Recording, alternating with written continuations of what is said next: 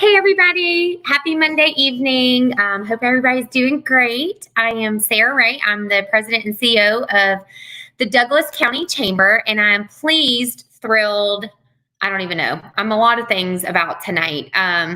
There has been so much that has been going on in our world lately, and I'm so excited to be able to bring our special guest that we'll be speaking with tonight into the conversations that I truly feel that we need to be having in our community, wherever that is. And that's to friends that are watching from all around the world, to our next door neighbors. So without further ado, we'll get into speaking with our guests today. We have Nathaniel Smith, which he is from the Partnership for Southern Equity. And honestly, I would say is a guru in the topic that we will discuss tonight, which is race relations and dealing with, all of the conversations we've been having, lately, and how we can be an advocate. So I want to first take a moment and thank our sponsor for tonight.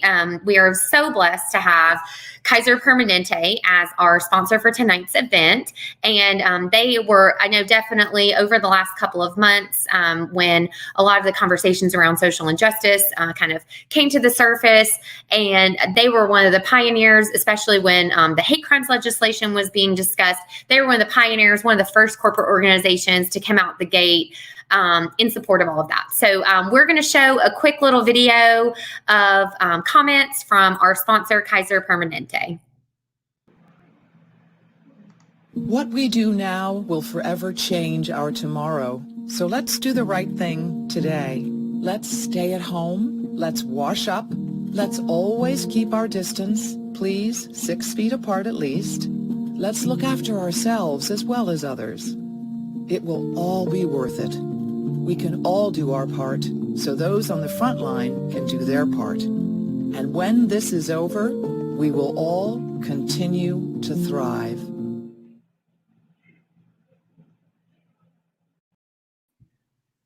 Great. So thank you again to Kaiser. And as you can all see, my love, I guess he's this way, my friend, Nathaniel Smith. Hey, how are you doing? Hello, Sarah. How are you? Doing great. Well, I know that just to kind of tee it off here a little bit, I know, Nathaniel, we've chatted via email, I guess, at least if anything. We've been working really hard out in our community in Douglas and with the chamber.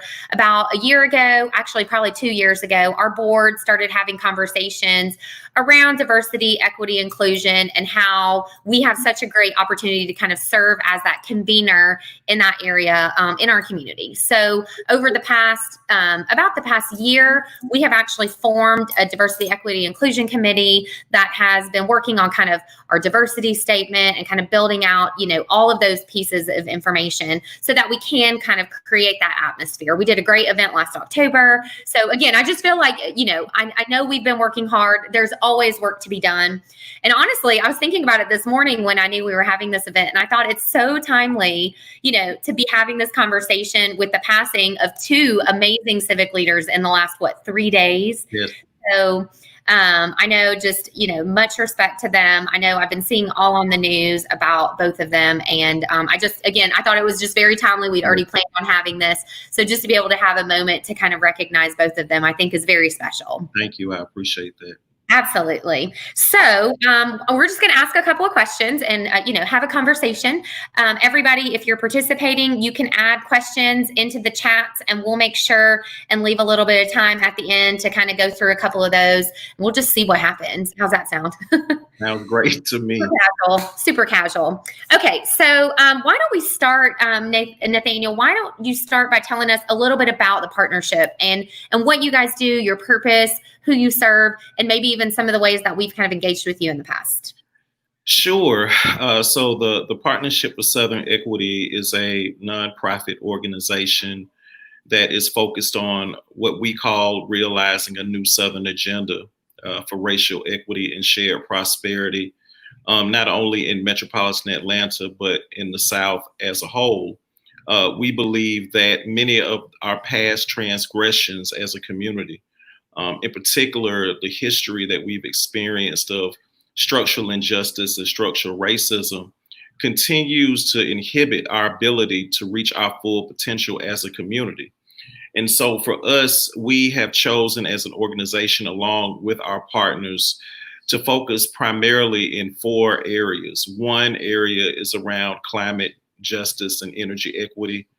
Our second area is around health equity.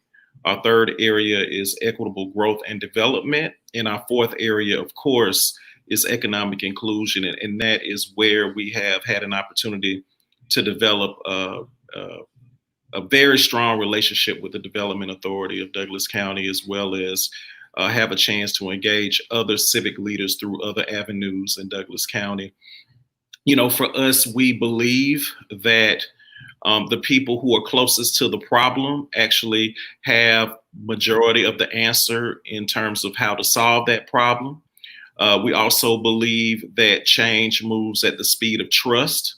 And with that, we always have to create multi-sectorial opportunities for individuals to come together, to learn together, to push together, to take chances together, to be courageous together, if we are going to advance a new tomorrow. And, you know, we've been at this now for almost 10 years. We've had an opportunity from play a critical role in expanding MARTA into Clayton County, to now working with the city of East Point to develop the first equity strategic plan of any city in the state, or the work that we're doing with the city of Atlanta around its impact bond, their green infrastructure impact bond, to ensure that local people will have a chance to have jobs, to the tension that we've had over the years with the Atlanta Beltline and some of the growth challenges that we've had, and how it's helped to unfortunately facilitate displacement and gentrification, or the pushback that we've had with our Public Service Commission around some of the decisions that they made around the challenges that poor people are facing as relates to their utility bills. You know, we've worked really hard to not only elevate the injustices that we see in community, but even more so work really hard to bring both common and uncommon allies together to develop not only solutions, but be courageous collectively in advancing towards a new tomorrow. Got it. I don't even, I mean, how do you have time to sleep? Well, I mean, yeah. It's tough, but I'll tell you, you know, the partnership with Southern Equity is only as strong as its partners. I mean, we are really, really blessed to have supporters from the private sector, from government, academia, philanthropy. You know, we call ourselves civic weavers. I mean, we bring together various partners around these issues of racial equity. And even more so, we were advancing racial equity before it was cool to advance racial equity. So now it's really exciting to see new partners emerge who are now beginning to understand racial equity, not just as a moral imperative, but from an economic imperative as well. Absolutely. I know. And just in talking with our development authority director, Chris, your buddy, you know, they've even started having conversations about ways that as an economic development authority that they can, you know, serve as advocates for equality, for racial equality. And it's not very hard. You know, it's crazy because, you know, it's one of those things where it's like, oh, well, that's not super complicated to do something like that. But and I feel like it's unfortunate that it takes something like the incidents that we've been, you know, that we've been seeing in the news and that we've been living through, you know, to make those kind of things come to fruition, right? This is, again, to your point, you've been doing this for years. We've been dealing with civic injustice for, you know, yes, hundreds of years. Yes. So I think it's great. Just like you said, I think it's wonderful that people are being mindful of the conversations that need to be had now. And I also think it's great too, you know, that it's not, again, it's not just one kind of injustice that you're talking about, or one kind of inequity. It's different things. And a lot of times I feel like when people think about, you know, inequality, they automatically go to race, right? That's the only kind of inequality. But there are so many different levels, whether it's, like you said, economic status or gender, you know, and it's just crazy to me. Yeah, but I think, Sarah, which is similar to the challenges that we have around sustainability, that, you know, we learn about the 3 E's of sustainability, environment, and economy, but people run away from our responsibility to ensure equity as it relates to sustainability. I think that it's tough to talk about race, and it's tough to talk about the impact of race on our community, and not just in terms of how it has affected people of color and Black people, but it has affected all of us. I use the analogy on several occasions about how we sit in traffic.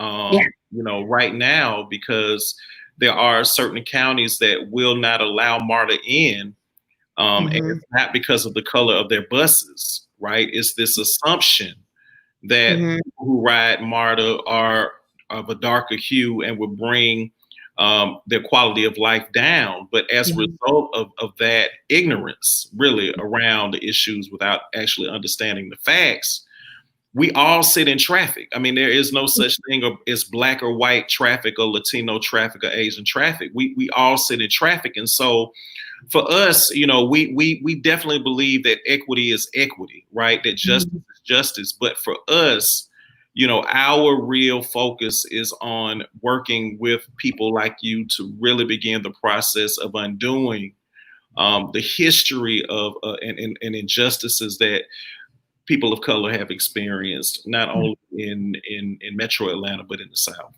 Yeah, absolutely. Well, and we're happy to be a convener in that. And it's something that's very important. In Douglas, we've had a very big shift in our demographics in the last 4 years. I mean, we've completely flip-flopped, and a lot of people, I'm just saying, people in conversations that I've had are like, oh, I'm getting out of Douglas County, things are changing. But in my head, I'm wondering, like, is that a bad thing? Like, it is change. I don't know. I love change. I love new and different.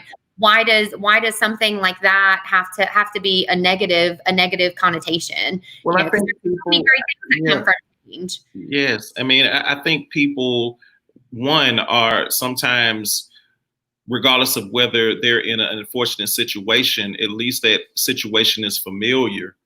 When we talk about change or not change, or to not change. And I think change can be scary for some people, especially when the current situation has positioned an advantage or perceived advantage for that particular community. And so when you see yourselves losing ground or losing that advantage, then of course it may be a situation where some people may be uncomfortable. But I think it's really important for us to work to ensure that they understand that they will actually gain more than they lose. And it really boils down, and I talk to Chris a great deal about this, especially within the context of economic development.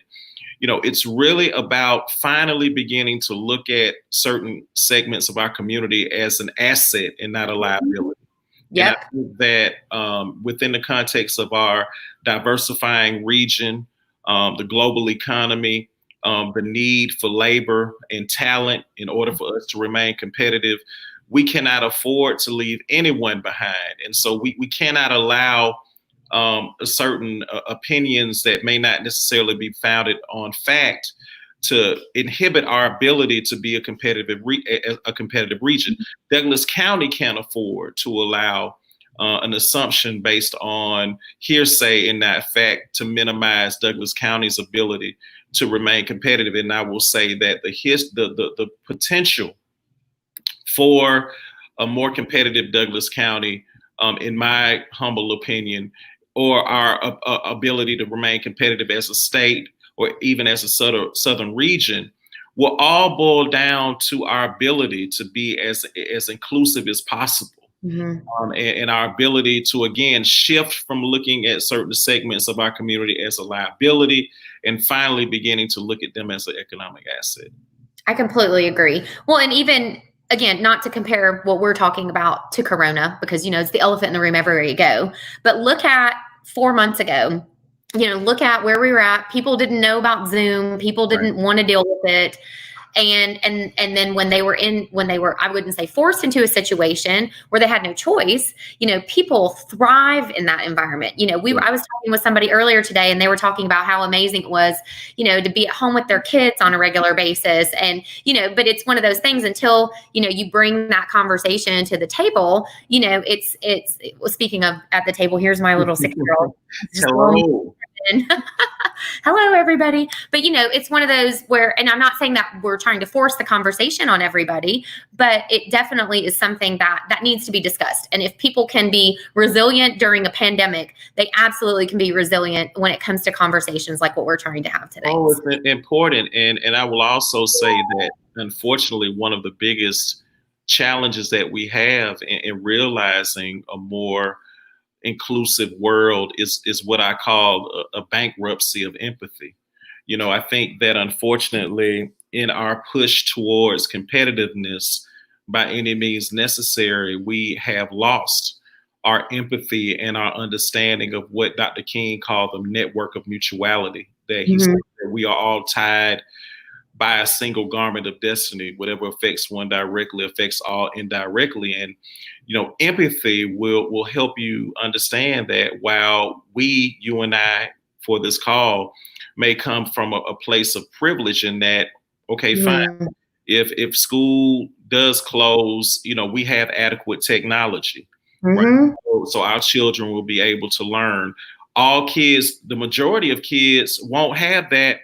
No. Especially in public schools, that the pleasure of that.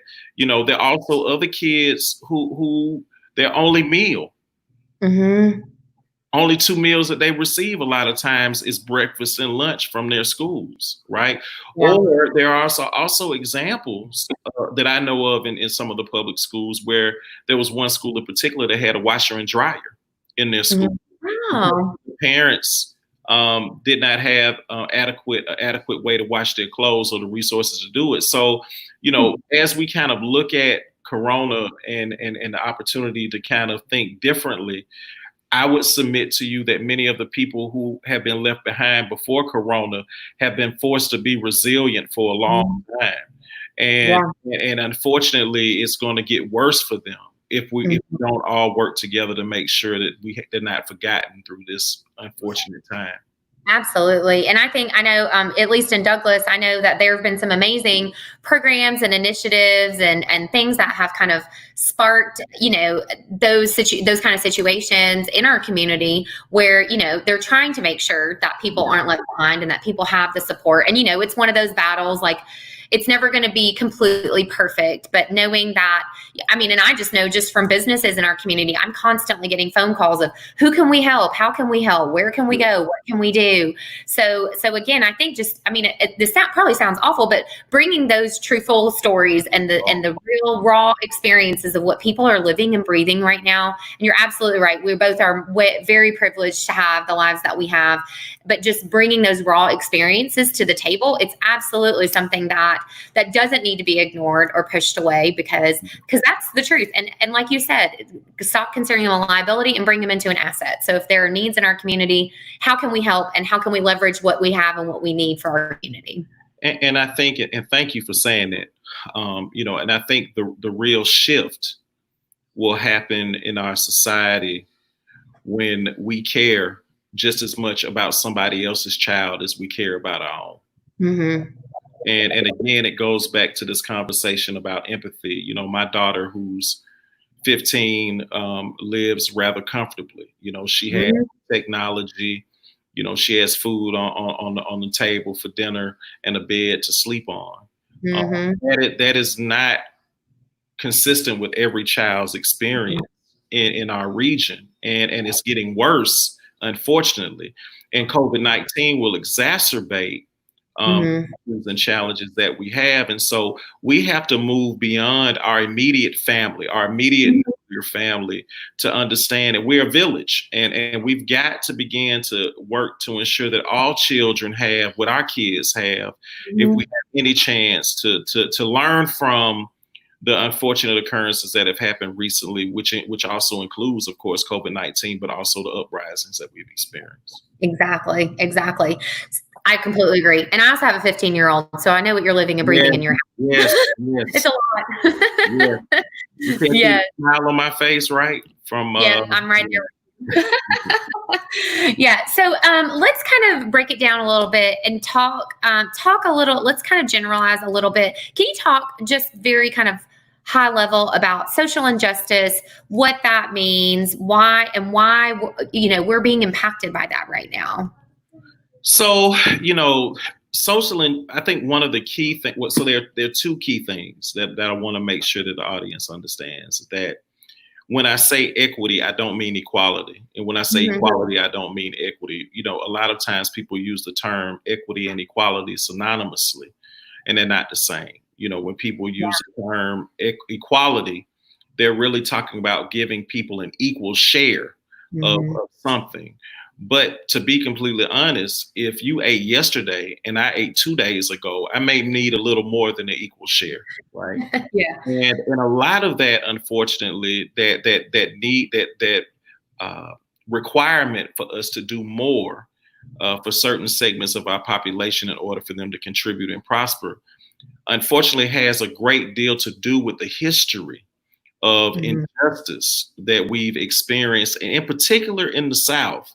And and in particular, when we talk about economic development, we have to be honest with ourselves and be courageous enough to understand that one of the major economic development strategies that helped drive the South and its nation was slavery, right?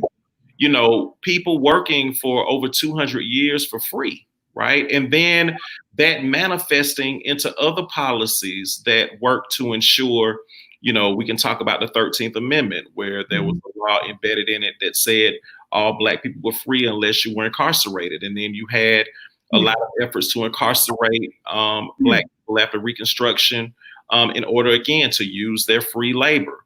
Then we've also had a lot of other major challenges that we've had as pertains to how our financial markets, through the role of government, have minimized opportunities for economic investments in predominantly African-American communities, whether it be around redlining or even with the GI Bill, when Black soldiers were not given an opportunity to leverage the GI Bill to buy housing.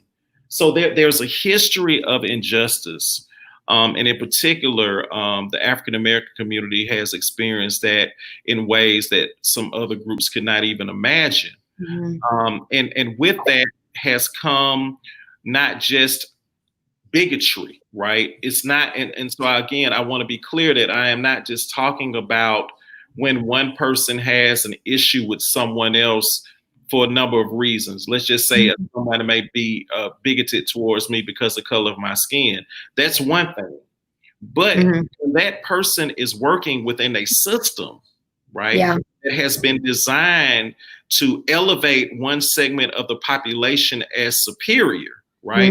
For one segment of the population to be positioned in a way to benefit inevitably from that particular system. And we've seen that in many, whether it be the housing system that we have, our educational system, the criminal justice system, all of these systems have been influenced, unfortunately, by, again, this unfortunate history of structural injustice. And so I always tell people that, I gave my quick definition of the difference between equity and equality, but the other big difference between equity and equality is history.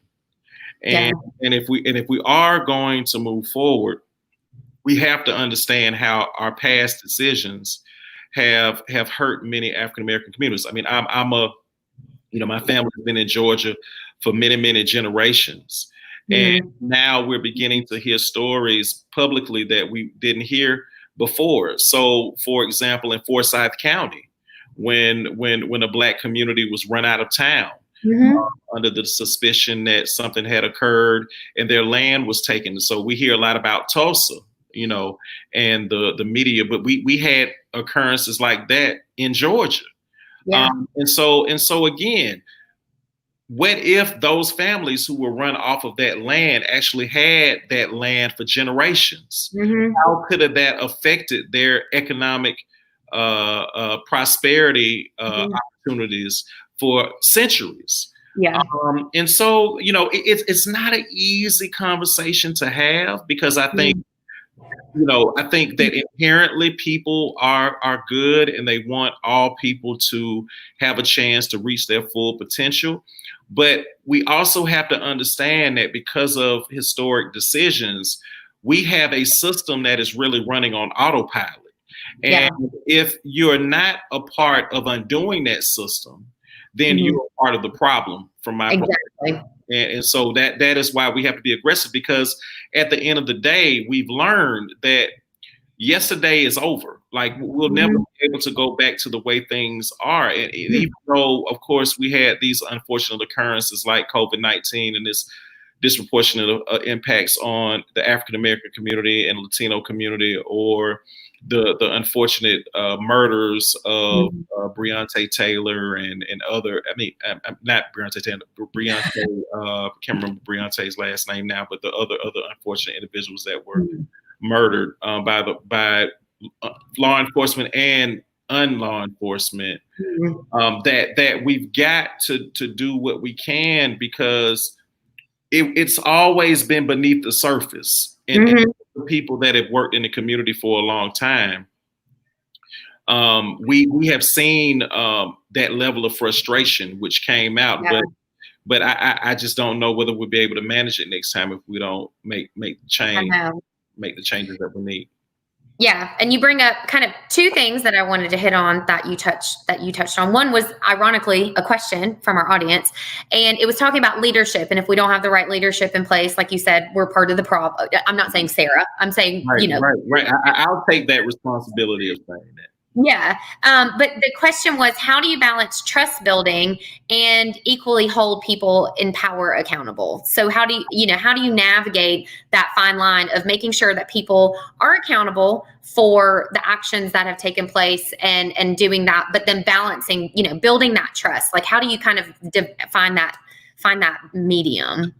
Well, the first thing that you do is work to ensure that we have the leaders that we need for a time such as this. I mean, and that we have to be very intentional about our leadership development efforts, right? Leaders don't just pop out of the cabbage patch. They become leaders through experience and through opportunities to really flex their muscle from a leadership perspective. And so as an organization, we have 4 leadership programs where we're actually working with community to prepare them for the leadership that we want them to realize. So some of it is about being strategic and long-term around the leadership development work that needs to happen. Seeing that maybe one of those graduates may actually end up being in positions of leadership. But I think also it has a great deal to do with taking the time to understand the facts and to really work on creating, again, and I talked about, relationships, right? Big data and big policy are 2 key pillars of change, but I would admit to you, big relationships are just as important as big data and big policy. And so you don't create or develop relationships overnight, right? And you don't create safe spaces for people to come together and ask questions that may sound dumb on the surface, but are really innocent and really understanding how we move forward together. So, it's not a complicated thing, but I think that if you look at it from the perspective of, like, on one end of the spectrum, which is developing and training leaders for those moments in time where we need a different type of leadership, up to working over the years and not just yesterday to develop relationships with people who are in positions of power. And then 3, making sure that you're working in community in order for them to develop and cultivate their power so they can hold that elected official accountable. I think on many occasions, elected officials forget that they work for us. We don't work for them. They work for us. And they went through a long process, an interview process, which was the election. But the same way that we hired them, we can fire them, right? So but we have to make sure that the community understands that. And then the last piece is really about creating these safe spaces where different types of people from different perspectives can come together in a safe space and environment to talk about various issues from their unique perspective, so we can really create a tapestry or more comprehensive understanding of where people are coming from and how we can move together towards a positive solution. Absolutely agree. And even if you think about it, from if you're just an average citizen, right? Not in any kind of role of leadership, you might just live in our community. Like, there are so many ways that you can be engaged in the community, and all of those things drive civic change, whether it's attending, a city council meeting, or, participating. The city and the county do tons of different community engagement opportunities, whether it's working on master plans for our town green. There's so many different things. The simplest thing in my head is to actually register and go vote, right? Oh, it's critical. I always say, like, if you don't vote, then you can't complain. And I mean, that's not 100% true, but it absolutely is.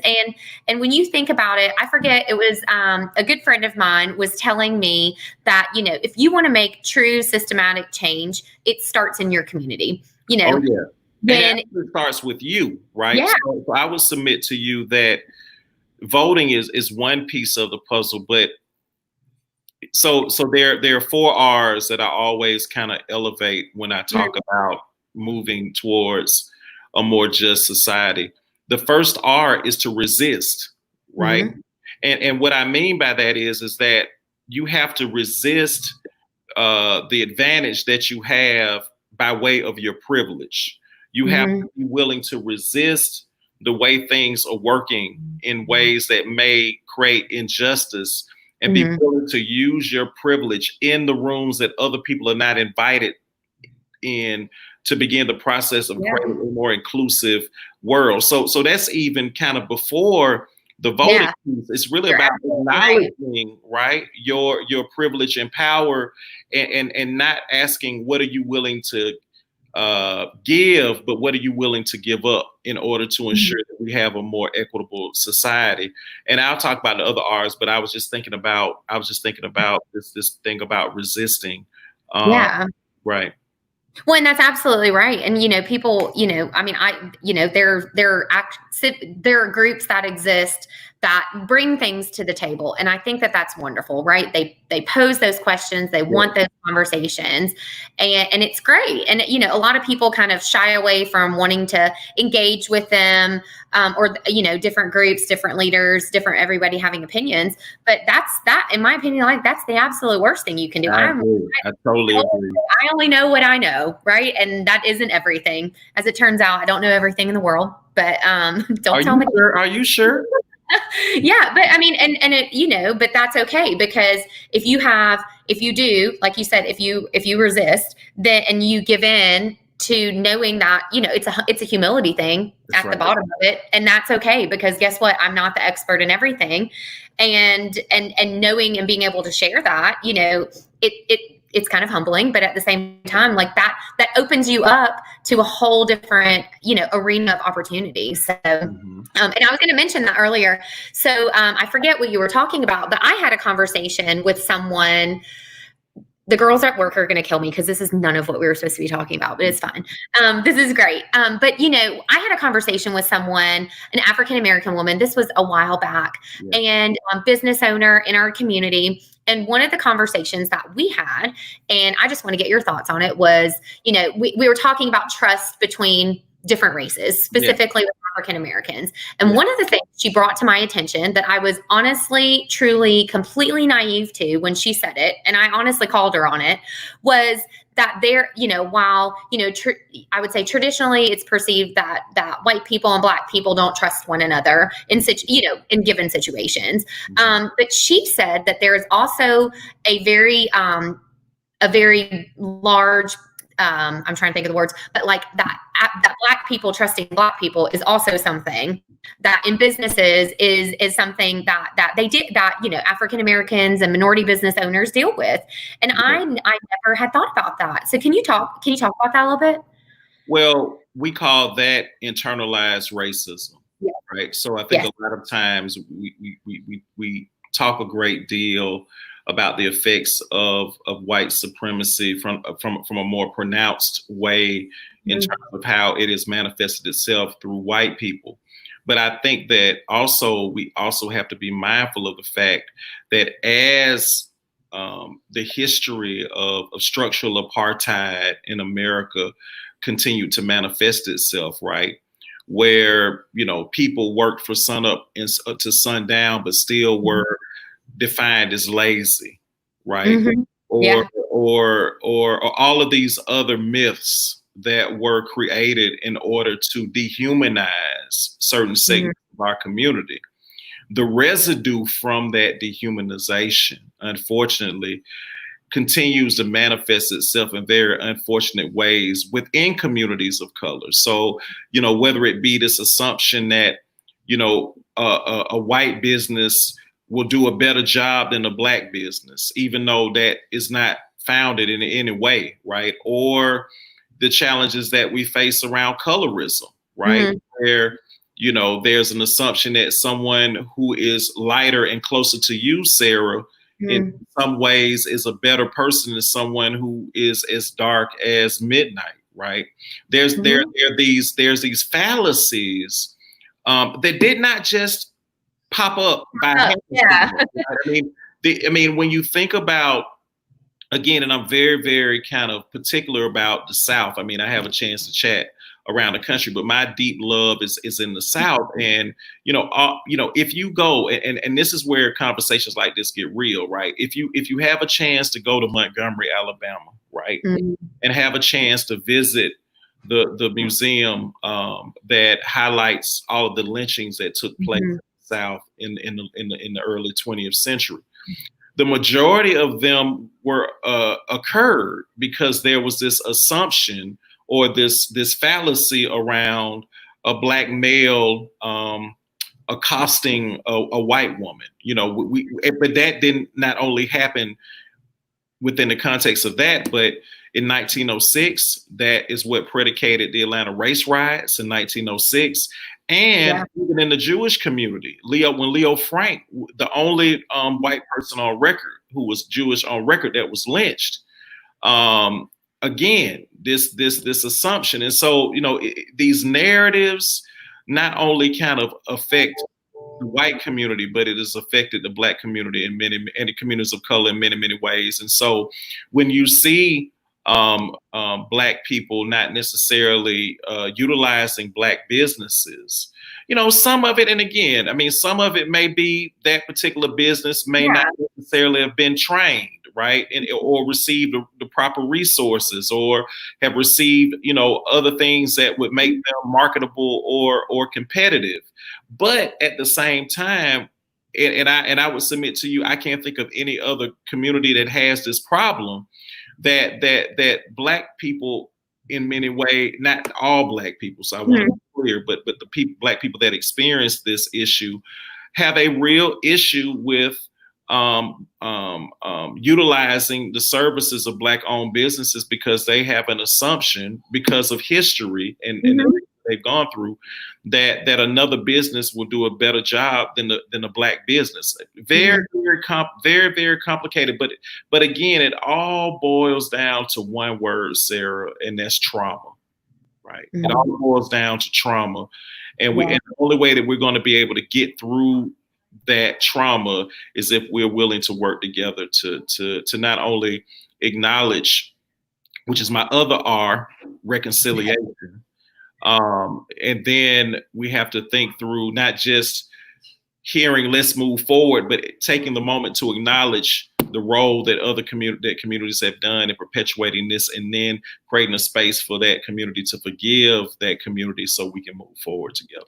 So absolutely. And that it's like, what I'm about to ask you, and we really haven't even practiced. So one of our viewers, Debbie, she had a question. It says, if there's the bankruptcy of empathy, how can we get people to resist? Like, how does that work? Yeah, I mean, I think a lot of it has to do with exposure, right? I mean, if you are in a particular organization and all of your board members are a certain hue and all of your staff are a certain hue, but you're supposed to be working in ways that represent the entire community, then you have to begin to push for more inclusive and equitable and diverse staff, right? You're having a conversation around, let's talk economic development, talk tax increment financing or opportunity.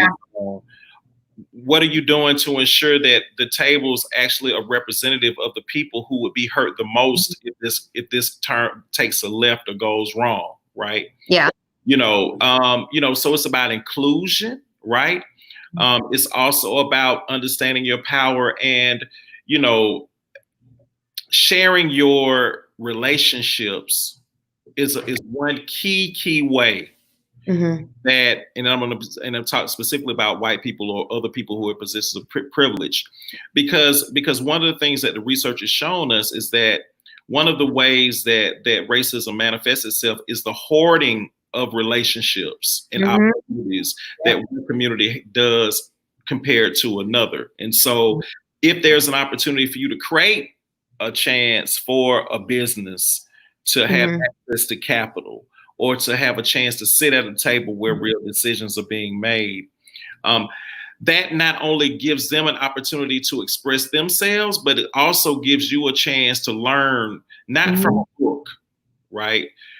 But from that person about their own personal experience. I mean, again, when I talk about the bankruptcy of empathy, I think that just because of where we are right now as a society, we need a radical empathy right now, where people are really going beyond creating the conditions where they can understand where people are going through. Because the people that are suffering, unfortunately, all you have to do is look at the statistics. There are a lot more of them than the people that are truly benefiting in an optimal way from our current system. Oh no, absolutely. Yeah. And it's a weird, it's a hard thing for people to acknowledge in whatever level of leadership or involvement or engagement in the community. It goes back to humility. It goes back to, pride and not wanting to own up that, and I'm not saying me, I'm just saying in general, like people have racist thoughts, or that people don't like doing business with one kind of person, and having that in their heads is always going to create that barrier. It's always going to create something. So by having those, that mentality behind you, it breaks down the walls eventually. And people that have that mindset, the more walls that fall down. Yeah. And not to be overly, philosophical, but this is a part of PSC's theory of change. I mean, we believe that love is the most powerful transformational force that we have in the universe. The challenge, though, is that the opposite of love is not hate. The opposite of love is fear. And I think that is a true reflection of what you're saying. There is a deep-seated fear, I believe, that certain segments of the community have for various reasons. Some of it just has to do with myths and what has been passed down. But we got to get past the fear in order for love to be used as a transformational force that it can be used as. Absolutely. Well, and I mean, I've had situations where I've talked with people and just letting, like I said, letting those walls down and saying, look, like, let's just have an honest conversation here as two human beings. Let's talk about what this looks like for me, and let's talk about what this looks like for you, because, we all come from different backgrounds. We all have different histories. We were all raised in different ways, which I completely agree with you that has a lot to do with how people, I mean, it makes sense. How people are raised is how they act. But there's also, it's not as hard as people would think to kind of shift their mentality. And I feel like that's kind of where I want to talk about next. But I feel like that's where people get stuck, because they're like, oh, well, this is how I work. Like, trying to change and embrace, everything is very hard. And it's not. I mean, it starts with things like tonight. Like, it starts with talking about things and kind of airing your laundry a little bit. So, but where it becomes difficult is when if you look at the lives of people like Joseph Eccles Lowry or John Lewis or C.T. Vivian, they're praised now. For being, saints. But in the 60s, Oh, yeah. They were looked at as the next thing to, to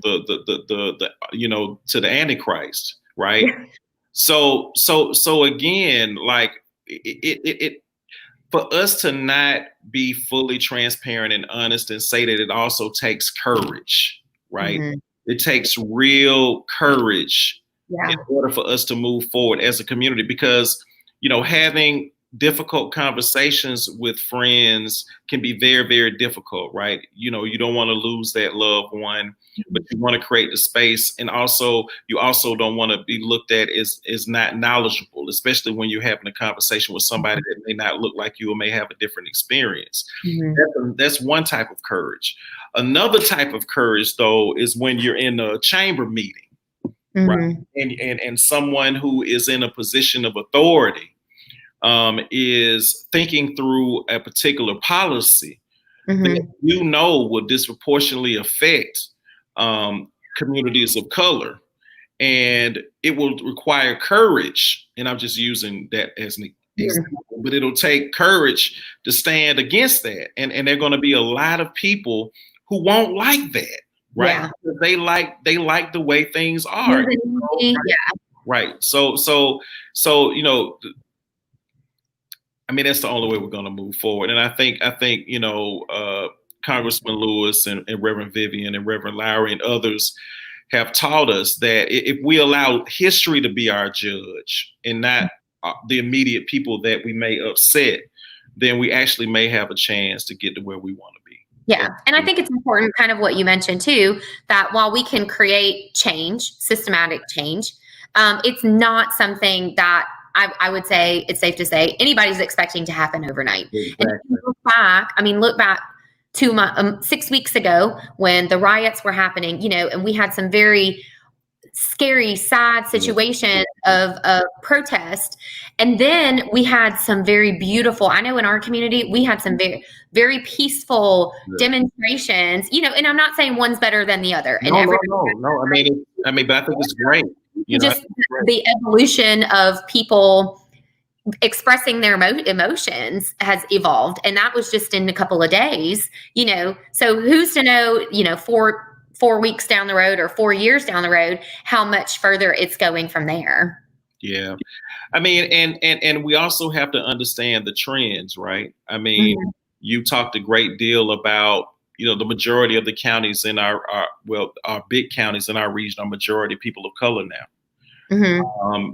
And also we know that we're near the top of the list as it pertains to the suburbanization of poverty. I mean, we have more people impoverished now that live in the suburbs in our cities than the city of Atlanta, right? Yeah. So again, it will be essential for the chambers of commerce as well as the county governments in the suburbs to really understand that they cannot run or build a wall around what is happening to them. And it will require, again, a new way of looking at what is a cost and a benefit, right? I mean, there are fundamental ways that we're going to have to shift the way that we define what economic success looks like. Is it just about increasing our tax base? Right. Yeah. Is that the only tool that we're going to look at to measure our success? Is it also about social cost and social benefit? Is it also about not just trying to import all the talent that we need? Yeah.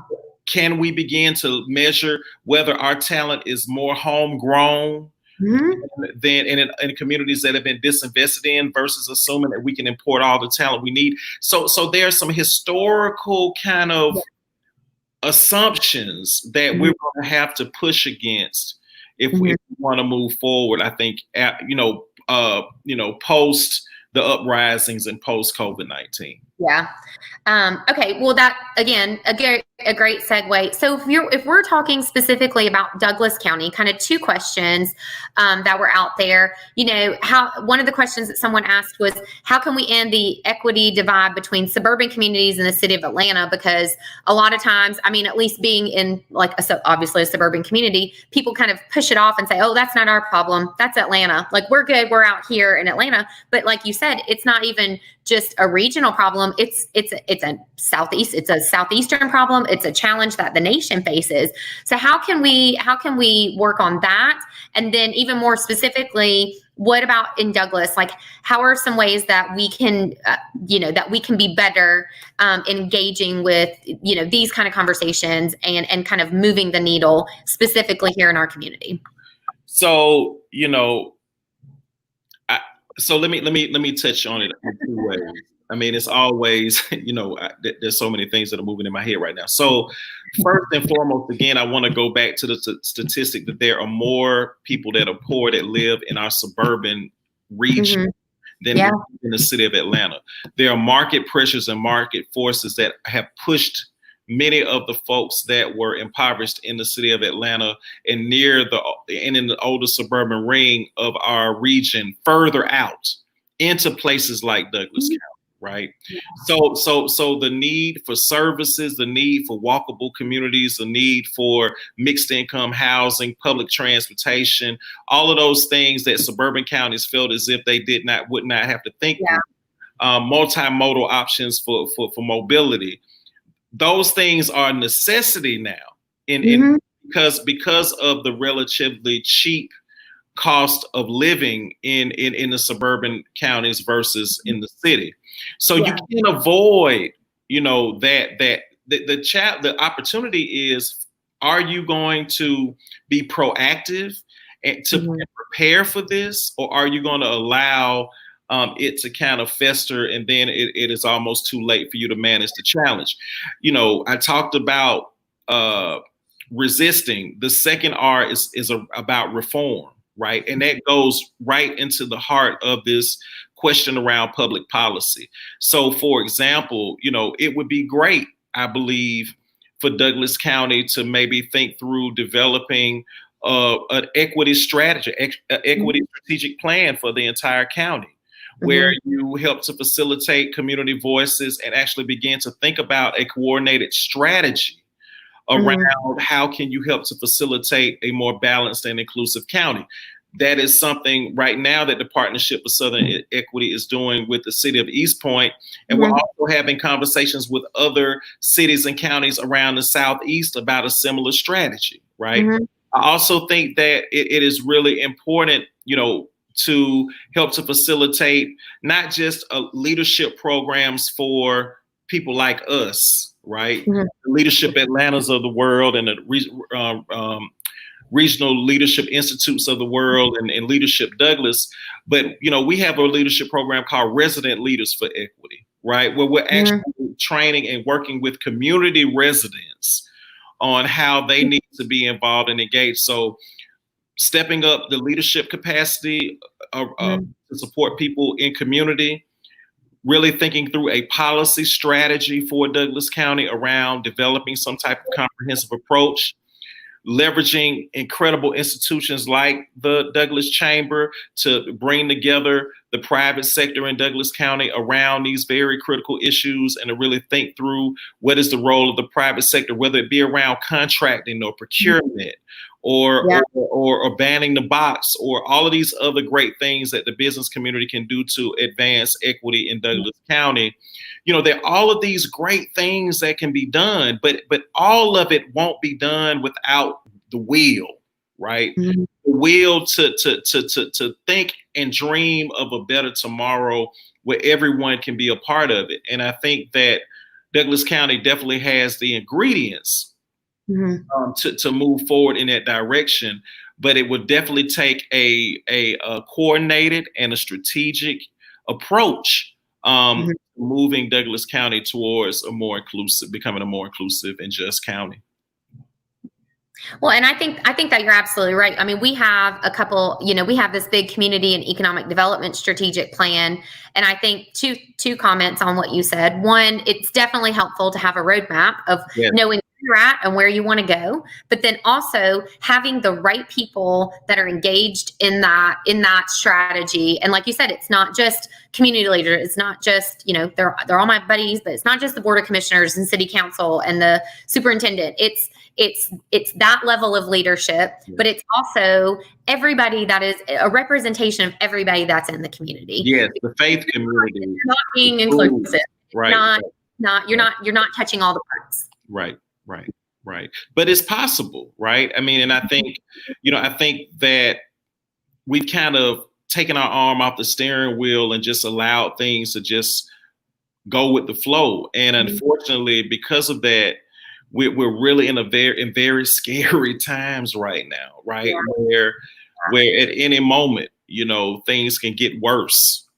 And I, and we've just got to take our power back and be willing to work together and sacrifice together if we want to leave something behind for future generations.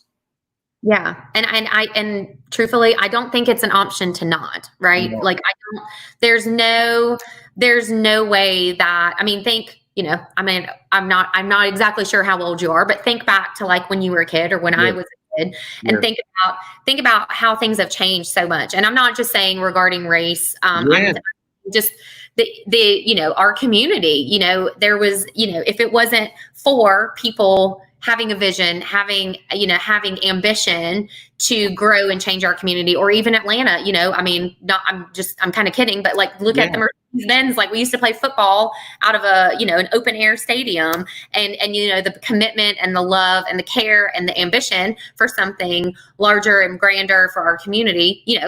That's a silly example, but it's not. It's a commitment because if we don't have those kind of conversations now, and if we don't lay that foundation, and it's not covering a foundation that's been, and sometimes it might necessarily need to be, it's not covering the past, but it's kind of creating our own, it's creating our own next thing. Somebody told me one time, big shoes to fill. And that's not the right answer. It's your own shoes, right?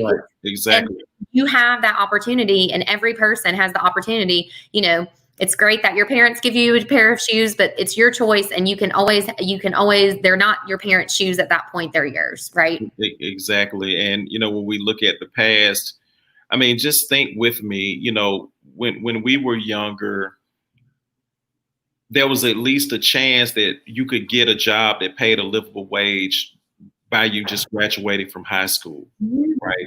Because we had a manufacturing segment of our economic community that would provide entry-level jobs that paid somewhat of a livable wage.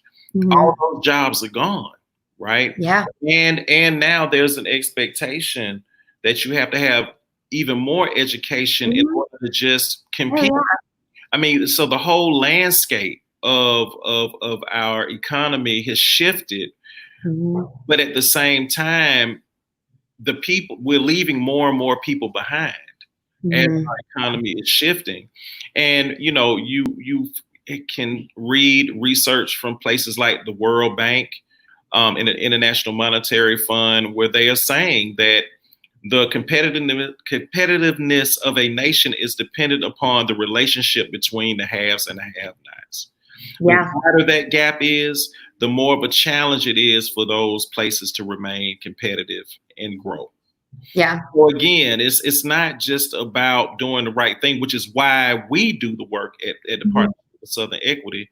But at the same time, there is a competitiveness conversation, a survival conversation that I think for some should also be entertained and be encourage them to be more involved in what we need in community. Got it. When I know we're kind of coming up on our time, it went so fast, It flew by. So I know, and I've really enjoyed it. So I guess kind of two things. As far as I know, we talked about kind of how we can position ourselves in the community to kind of, help move the needle, I guess is what I always like to say. But what are some other ways as far as like that the community itself can impact change, with not necessarily talking like a strategy? And I know we talked a lot about like, even just civic engagement is hugely important, but is any other tidbits of advice that you could give our viewers here? Well, the first thing in thinking, the first key to change making is for you to be clear about what you want.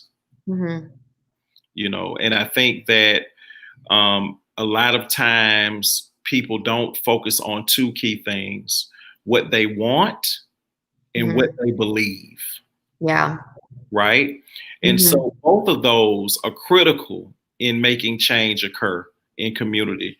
And so it's one thing to be at the table, but if you can't articulate what you want, then it's very difficult to succeed. And so I think it's important for community to spend a great deal of time being very, very clear and getting a clear articulation as a collective around what type of change they want to see in the community. And also to realize that at the end of the day, it's not what you want that will make you fight for the majority of your lives, like Reverend Vivian or Congressman Lewis or Reverend Lowry. It's about what they believed. What they believed compelled them to fight for a better tomorrow. And so that is why I say that it's critical that you have clarity around both of those questions in order to move forward. I think that you're absolutely right. And they always, the phrase servant leader has been used so many times on the news these last couple of days in reference to Congressman Lewis and the others. But that's the difference. It's because they led with their hearts, because in their, it wasn't just somebody saying, hey, read this piece of paper. This is what I need you to tell people. It's because deep down in their hearts, and obviously knowing the obstacles and the pushback and the circumstances that they faced over the last 60 plus years of their lives fighting for this. I was talking to my 7-year-old yesterday because the news was on and they were talking about Congressman Lewis passing. And he's like, what happened? And trying to, he was trying to understand, who this man was on TV and what the, and so explaining it to your 7-year-old is very, it's a very, I'm about to cry. Like it's very eye-opening conversation to try and summarize where a 7-year-old can explain it, like who and how and why they were so impactful. But you're absolutely right. It's not what they did it because it was in their heart. They did it because of love, right? It goes back to what you talked about. And the painful part about it is not what they did, but what they were fighting against. Yeah. That's what really is the most difficult thing to explain to a child that has no concept of idea of racism or bigotry, right? Yeah. That we still in 2020 have to fight to ensure that everybody is looked at equally in the eyes of law and in the community. And so, I think that we have we have an opportunity, a very unique opportunity at this moment. To dream a little bit. Like, I always joke with people, when Dr. King gave his I Have a Dream speech, he didn't say I have a PowerPoint presentation. He didn't say I have a goal. He didn't say I have objectives. He said I have a dream. And I think that we've got to be willing to dream again. And not only dream, but act on those dreams and be willing to sacrifice for those dreams. Because in my opinion, there was a great author who wrote a book called Dream Deferred. What happened? A poem. It was called "What Happens When a Dream is Deferred." And at the end, it says it explodes. And I think that is unfortunately what we're seeing in America today. There are a lot of dreams that are exploding now because the people don't see their dreams ever having the potential to come true. And that poem is by one of the greatest poets and writers ever, Langston Hughes. So yeah.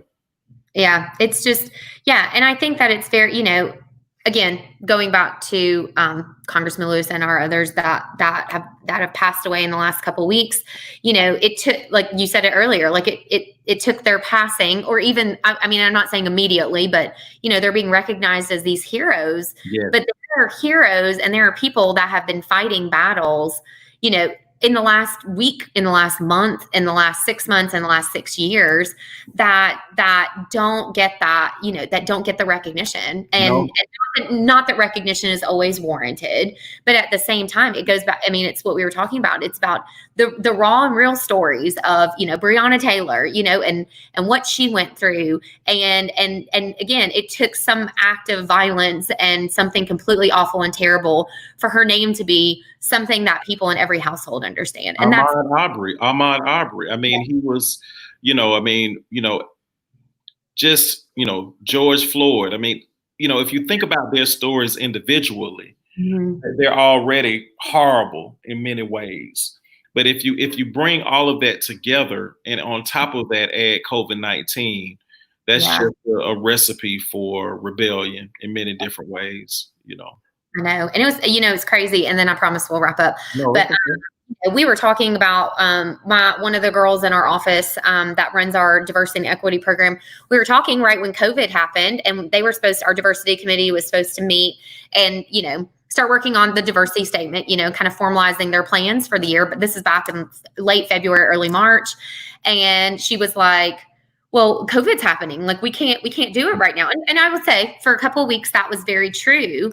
But then it was that opportunity of, I would say pre-riots and all of the craziness that we've been dealing with, it's this opportunity. You've seen people, I would say one of the positive things about COVID is all of these people coming together and partnering to support one another, through different avenues, whether it's, donating food to healthcare workers or, volunteering to give blood or whatever that is. But, we are sitting on a prime opportunity to show God and everybody else how we can rise above a pandemic.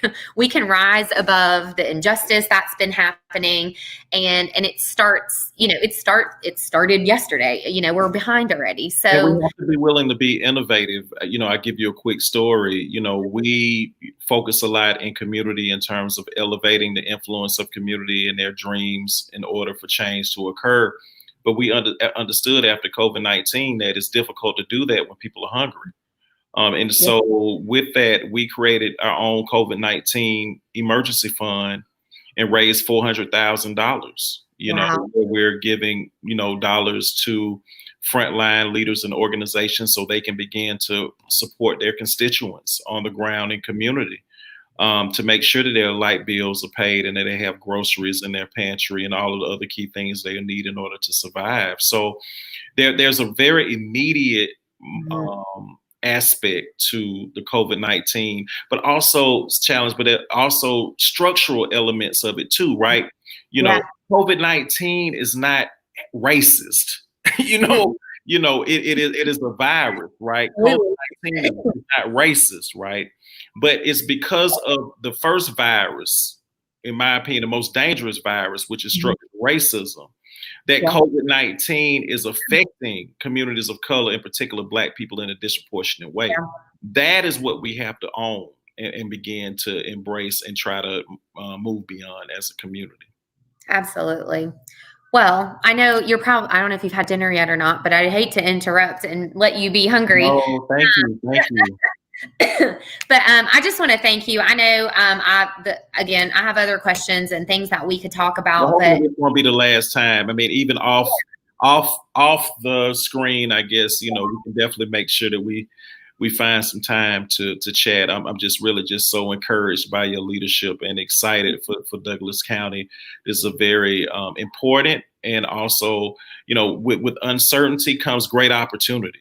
And I think that through your leadership and the leaders of other leaders like Chris, that Douglas County is in good hands. And I think that there's a lot of great opportunity that can be realized. And of course, the Partnership for Southern Equity, I will be there in any way we can.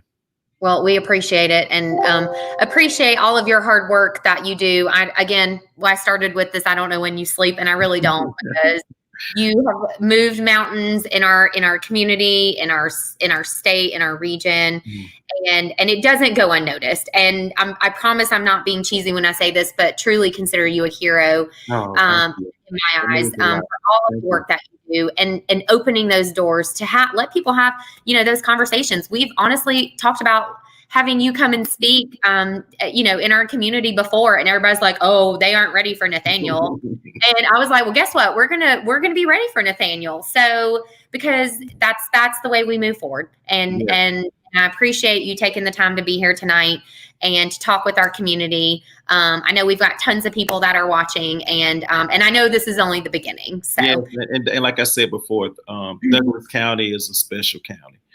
And I just believe that you all have an opportunity to lead the way. I mean, no one, you have other jurisdictions that are attempting to lead the way in this conversation, but it's wide open right now. I mean, you all have an opportunity to really lead the way. And so I'm definitely rooting for you all. And thank you to all the people who took the time to listen to Sarah and I, try to change the world and think through difficult problems. But hopefully you got something from it, and I hope to meet you all in person one day soon after COVID-19. Yes, absolutely. Well, thank you so much. I appreciate it. Everybody else, thanks for joining us tonight. Thank you again to Kaiser for kind of being the sponsor for this tonight, and again, the convener of all things, Mr. Nathaniel. So everybody have a great night. Take care. God bless, and we'll talk to everybody soon. Take care, everybody. Bye.